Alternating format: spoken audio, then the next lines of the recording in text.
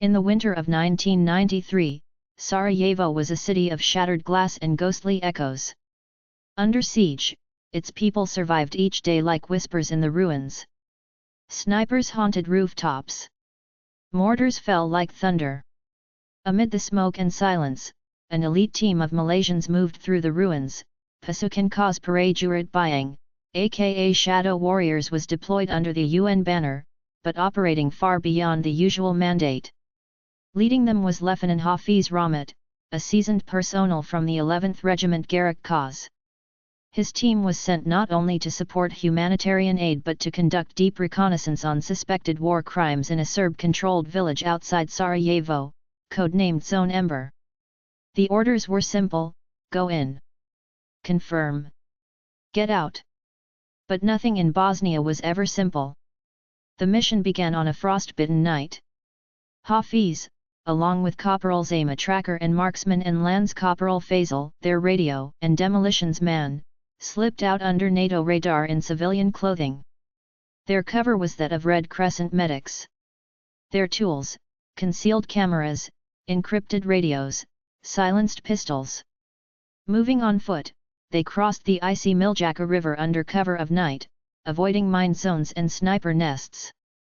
Hafiz recalled the briefing: Zone Ember was reportedly housing detained civilians, possibly Bosniaks, suspected of being tortured or executed. By dawn, the team had reached a ruined farmhouse overlooking the valley village.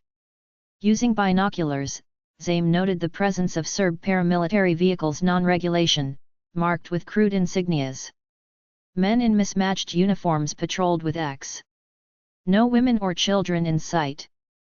"This isn't a checkpoint," Zaim whispered. "It's a prison." They watched. 4 hours. Then they saw them, civilians, gaunt and limping, herded from a barn into a compound. Hafiz recorded everything. But suddenly, the situation shifted. A girl, no older than 12, broke from the group, running toward the woods. A gunshot cracked. She fell. Faisal clenched his jaw. "Kita kina buat sesuatu, sir." Hafiz nodded grimly. "Tapi bukan sekarang. Kita perlu buktikan, bukan balas dendam." Their window was closing. Hafiz radioed HQ with a coded burst transmission. But static crackled. Jamming. Someone knew they were here. "Fallback plan," Hafiz ordered. The team packed and moved through the forest, but within minutes, they were spotted. Gunfire erupted from the treeline. "Ambush!" Zaim shouted, diving behind a snowbank. Hafiz returned fire with his suppressed pistol, dropping one attacker. Faisal launched a flash grenade, disorienting the others.